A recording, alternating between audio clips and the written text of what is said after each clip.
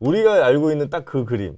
이순신 장군이 어마어마한, 그리고 뭐 선조는 좀 잘못했고, 뭐 원균 좀 잘못했고, 뭐 이런 이제 몇몇 도식들이 있잖아요. 네네. 이걸 오늘 좀 깨주시면 좋겠습니다.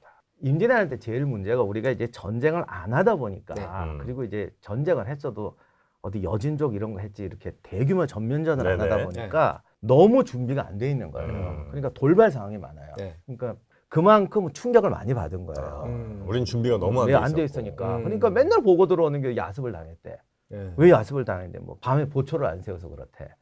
선조가 아니 전쟁 처음 났을 때는 보초를 뭐 안 세우고 뭐 이런 것도 있을 수가 있는데 네. 지금 전쟁 한 적이 몇 년인데 아직도 이거를 못해서 보초를 안 세워서 기습을 당했다는 게 말이 되느냐 이렇게 하는데 사실 이제 이게 뭐가 문제냐면 한국 전쟁 때도 그런 게 있는데 보초를 안 세운 게 아니겠죠.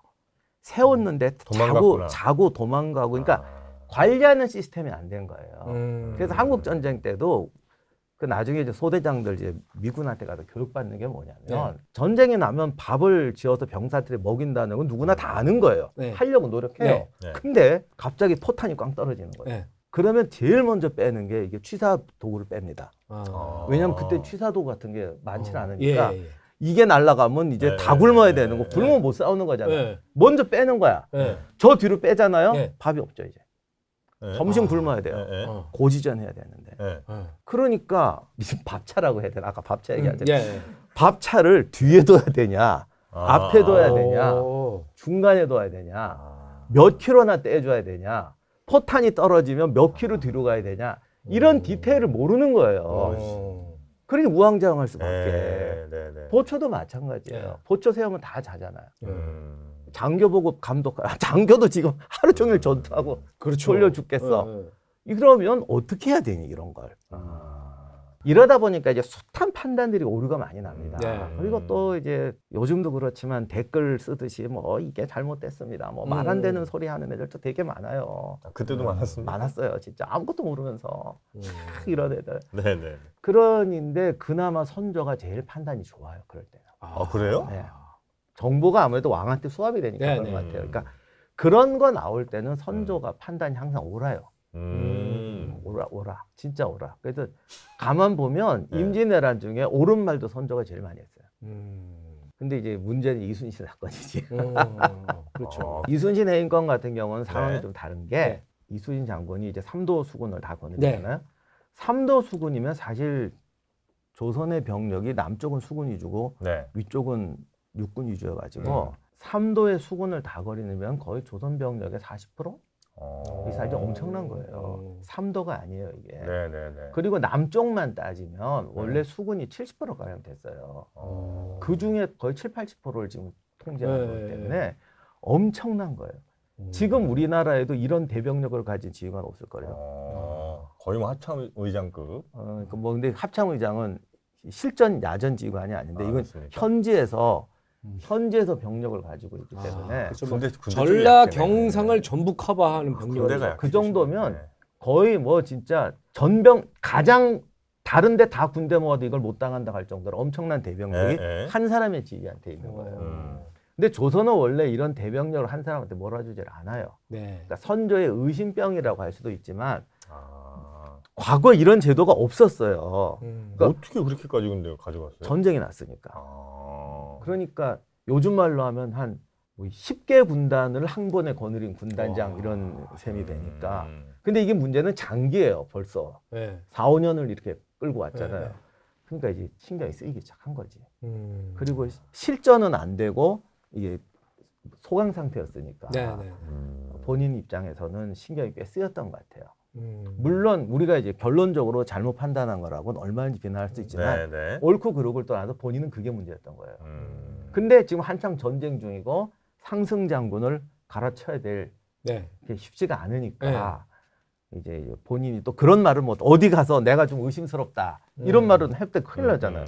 그러니까 그건 못하고 그래서 이거 어떡하지 하다가 이상한 핑계를 막 대고 그러다가 이제 원균이 좀 괜찮지 않냐 막 이렇게 하는데 당시에 이제 기록이 좀 명확하지 않은데 이게 또 당파도 다르고 또 이렇게 되니까 얼마나 많은 우리가 모르는 게 올라왔겠어요. 그래서 이순신 장군이 사실 벼락 출세를 했잖아요. 육품 진도 현감에서 바로 저기 전라 자수사로 가는 바람에 이 고관들을 얼굴을 몰라요. 고관들이 되게 정상적으로 했으면은 네. 좀 알 텐데 네. 벼락승진을 하니까 위에 높은 사람들이 거의 모르는 거예요. 아. 그러니까 그걸 기회로 루머가 막 나왔어요. 근데 그 루머가 어떤 내용인지 모르겠어요. 근데 그냥 온갖 루머가 왔다는 것만 있고 기록에 있고. 네, 뭐 또 구체적인 내용 좀 있긴 하지만 하여간 뭐 법을 안 지키고 뭐 이상한 짓 한다라는 식의 얘기겠죠. 대부분 네. 뻔하잖아. 네. 그러니까 이제 선조는 점점 의심이 들었던 거고. 또 이렇게 듣고 보니까 헷갈릴 법도 하네. 지금 확인할 방법이 없잖아요. 그 왕 입장에서는. 그 선조랑 이순신 장군이랑 직접 대면하고 무슨 얘기한 거 이런 기록은 좀 많이 없어요. 그게 없어. 그러니까 얼굴을 만난 적이 없어, 선조도. 이순신을? 그러니까 고위관직이었으면 만나봤을 텐데 네. 변방에 있다가 어떻게 돼가지고 이 원균하고 이순신을 만나본 적이 없어요. 한 번 만나라도 좀 봤으면. 선조랑 이순신은 한 번도 만난 적이 얼굴을 없어요? 본 적이 없어요. 지금은 뭐 코로나 상황이라 대면 이런 게 안 된다 그랬지만 이 엄중한 시기에 최고 지휘관을 그러니까 어떻게 보면 전시기 때문에 한 번도 자리를 못 뒀던 것이고 야 근데 이런 사람이 지금 군에 그러니까 전력으로 보면 네. 군의 70% 그러니까 어떤 전투력으로 보면 동원 가능 이런 거 보면 어떻게 보면 군의 70% 한 사람이 쥐고 있다. 좀 불안했구나. 불안하죠. 에. 안 할 수가 없죠. 원균이 발탁된 거는 뭐 다른 정치인들이 이렇게 자꾸 이렇게 밀어줘서 이렇게 좀 발탁한 배경은 좀 큽니까 그거에? 그 둘이 이제 처음부터 두 사람이 사이가 안 좋았으니까. 원균이랑 이순신. 네, 근데 네. 그거는 이제 역사의 미스터리인데 네. 전쟁 나기 전부터 사이가 안 왜 좋았어요. 안 좋았어요? 모르죠 아무도. 아 그래요? 그러니까 네. 원균은 그럼 엘리트 코스를 밟아 계속. 아니요 그쪽도 비슷해요.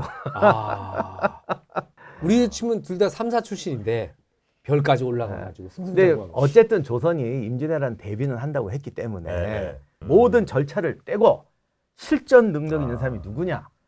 그래서 처음에 발탁된 건 사실 원균이었어요. 아 네. 그래서 전라자수사로 가려고 했는데 이제 들려오는 소문에 얘는 좀 안 됩니다. 그래갖고 갑자기 바뀌어요. 이순신으로. 근데 그것 때문에 사이가 나빠진 거라고 하고도 그런 게 그 전부터 또 안 좋았던 것 같아요. 역사의 미스테리. 네. 원균은 그 전에는 그러면 좀 실적은 꽤 있었어요? 원균은 스타일이 그러니까 이런 거 있잖아요. 맡은 일 병사들 두드러 패서라도 달성하는 스타일. 요즘은 우리가 구타가 이런 거 못하지만 네. 옛날에는 그런 거 많았잖아요. 그렇겠죠. 까려면 까 네. 이거. 네. 그래서 뭐 성싸라. 네. 그러면 뭐 요즘 말로 하면 공사 현장에 야전 침대 놓고 자면서 몰아치는 스타일. 그럼 눈에 보이는 실적은 탁탁 나오잖아요. 그런 건 나오죠. 네. 그런 건 뭐 이쁘게 봐줄 수 있겠네. 그러다 이제 원균이 제일 문제가 된 게 그 칠천량입니까? 네, 그래서 사실은 그 전부터 그 얘기가 나왔는데 네. 이게 훈련 세게 시키고 애들 두드러 패면서 성 쌓고 이런 건 뭐 그럭저럭 한다. 근데 그것도 너무 거칠게 한다는 소문이 있었는데 네. 뭐 어쨌든 쌓긴 쌓으니까 장점이라고 할 수도 있는데 전쟁터 실전에 나가서 능력에 대해서 이제 회의가 많았어요. 그랬는데 이제 선조가 이제 밀었던 거지. 이순신을 내리고 싶으니까 네. 아 둘이 같이 싸웠지 않냐. 그리고 알고 봤더니 뭐 이순신이 원균 것도 공적을 빼갔다며 뭐 그런 소문이 막 나니까 이제 갑자기 원균을 밀어주면서 반대 의견이 있었는데 이제 여러 가지 사건에 해임을 시키고 밀어 넣었죠. 그리고 이제 네가 나가봐 그랬는데 원균 같은 경우는 뭐 그런 능력이 성 쌓는 능력이 있었다는 걸 인정한다 하더라도 네. 칠천량 해전을 보면 원균이 결정적인 실수를 한 3개 정도 해요. 네. 전투 과정을 보면 제가 뭐 이게 가정하기는 건 어렵지만 이순신 장군 같으면 그런 짓 안 했을 것 같아요.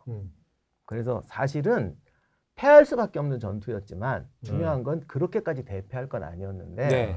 완전히 일본군 페이스에 말려 들어가서 그걸 보면 확실히 야 실전형은 아니야. 왜 그런 거 있잖아. 무조건 돌격. 그러다가 들어가서 포위되는 아저씨. 어느 정도로 저 망했죠?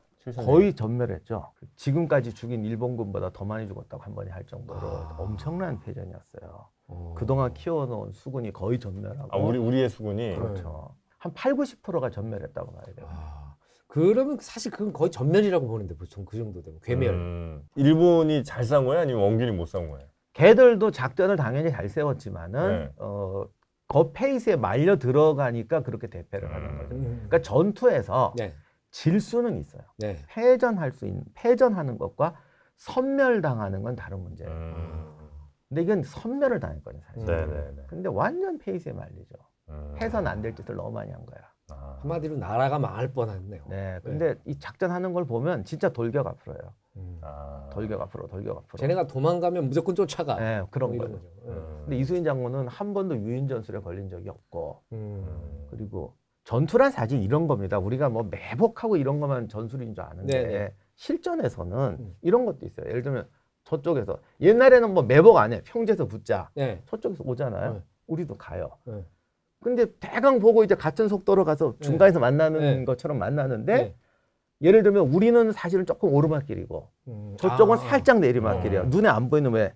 네. 근데 완전 무장해서 20km, 30km 외고 네.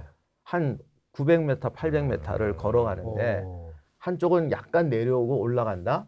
한 15분 걸어서 만났을 때 체력은 상당히 차이가 납니다. 그렇죠. 만약 양쪽 군대가 비슷한 군대라면 그것도 커요. 그렇죠. 예, 우리가 걸어갈 거냐, 오게 할 거냐 이런 게 굉장히 중요합니다. 그런 디테일이 크구나. 네, 그거는 많은 전투를 통해서만 익힐 그렇죠. 수 있는 거군요. 근데 이수인 장군도 사실 우리나라 군대가 실전 경험이 없잖아요. 네. 이수인 장군도 실전 경험, 뭐 여진족하고 좀 싸운 것밖에 없는데 네. 그런 거를 타고난 사람처럼 잘해요. 그런 디테일을. 그러니까 이순신 장군이 잘했네요, 그러면. 그러니까 대단한 장군이죠. 잘한 거죠. 아, 우리가 그래요? 왜 맨날 어린이 학습 역사 만화 이런 거 보면 전부 매복을 하고 있는데 이 바보들이 모르고 들어가잖아요. 근데 사실 당하는 사람 입장에서 보면 수많은 길을 따라서 들어가는데 어느 산에 있을지 예를 어떡해요. 들면 육지도 아니고 바다예요. 네. 저쪽에 도망을 가는데 쟤를 추격하려면 우리 배가 저까지 갔다가 먼저 지쳐버릴 수도 있다. 우리 배가 크거든요. 그렇죠. 그리고 솔직히 좀 크고 넓어서 이게 힘이 좀 많이 들어요. 네네. 그런 경우 수군지휘관은 빨리 판단해야 돼요. 제가 도망가지만 우리가 몇 미터 이상 쫓아갔다가 거꾸로 지쳐가지고 그렇지. 역공을 당했을 때 체력이 떨어 당할 수도 있다. 이런 걸 현장에서 판단해야 되는데 기록엔 이런 게 없죠. 네. 그러니까 우리가 잘 모르는데 이수인 장군이 한 번도 20몇 전에서 안 졌다는 거는 가만히 보면 그런 거를 참 잘하는 거예요. 그게 아무나 하는 게 아니에요. 근데 원균이 7천량 가서 보면은 노군이 지쳐 떨어질 때까지 가고 떨어질 때까지 가고 일본군이 그걸 다 보고 야 쟤들이 저기서 쉬겠구나. 그럼 거기 가서 쉬어요. 네. 그러니 덮치고 그러니 또 와 그럴 때 또 죽을 힘을 다해 탈출하잖아. 네. 그리고 저기까지 가서 쉬어요. 그럼 또 쉬는데 또 덥지. 당연히 알고 기다리고 있어요. 그러니까 완전히 페이스에 말리는 거예요. 그러네요. 그거는 뭐 그건 정말 변명의 여지가 없습니다. 네, 변명의 여지가 없습니다. 어쨌든 전쟁에 나가서 네. 패하고 병사들을 죽였으니까 할 말은 없지만 네. 그래도 전쟁에 나가서 싸우다가 죽었잖아요. 거기에 대해서 패전의 책임은 물을 수가 있지만 무능하지만 뭐 부패하거나 이런 악당이다 장수는 이렇게 아니다. 갈 건 아니죠. 그건 아닙니다. 네. 네. 네, 그리고 이제 선조가 비난을 받는 게 이 부분인데 네. 전쟁이 끝나고 이제 포상을 하면 이제부터는 다 정치인 거예요. 네. 근데 자기가 치명적인 실수를 했잖아. 이순신 해임시키고 네. 그렇죠, 그렇죠. 그 7천량에서 거의 10,000명 이상 2만인가 네네. 죽었어요. 엄청나게 죽었다는 네. 거야. 그럼 이거를 자기가 책임을 져야 되잖아요. 그렇죠. 그러니까 갑자기 원균도 1등 공신으로 막 밀어붙이는 거죠. 자기가 임명했는데 그것 때문에 전쟁이 위험해질 뻔한 걸 인정하면 안 되는 거네요. 그렇죠.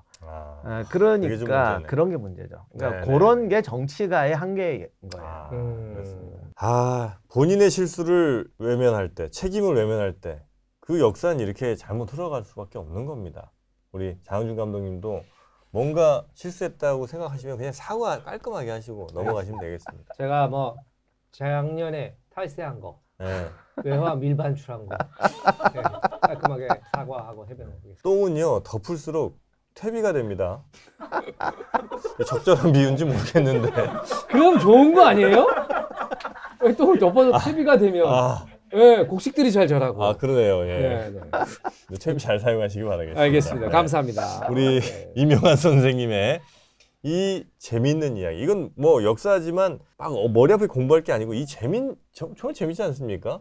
이 재밌는 이야기를 더 듣고 싶으시면 EBS 클래스 2에서 이명환 소장님의 그래요? 임진왜란 전쟁사 강의. 이것도 무제한으로 즐기실 수 있습니다. 네. 월 얼마라고요? 4,900원 아닙니까? 그렇습니다. 4,900원. 이명환 선생님의 강의를 포함한 모든 강의, 모든 컨텐츠를 월 4,900원 넷플릭스의 3분의 1 가격으로 여러분은 즐기실 수가 있습니다. 네.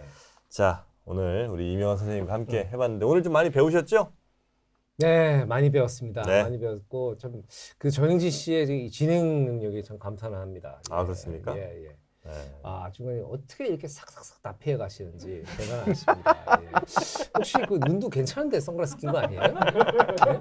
아, 요즘 그런 의심 많이 받고 있어요. 아, 예. 그렇죠. 하지만 예. 저는 그런 삶을 살아오지 않았습니다. 다시 한번 말씀드립니다만 똥은 덮으면 데뷔가 된다. 자, B급 아재들의 저품격 양식 토크 편의점 클래스 다음 시간에 저희는 찾아올 거고요. 오늘 저희와 함께 해주신 임용환 사장님 고생 많으셨습니다. 네, 감사합니다. 고맙습니다. 감사합니다.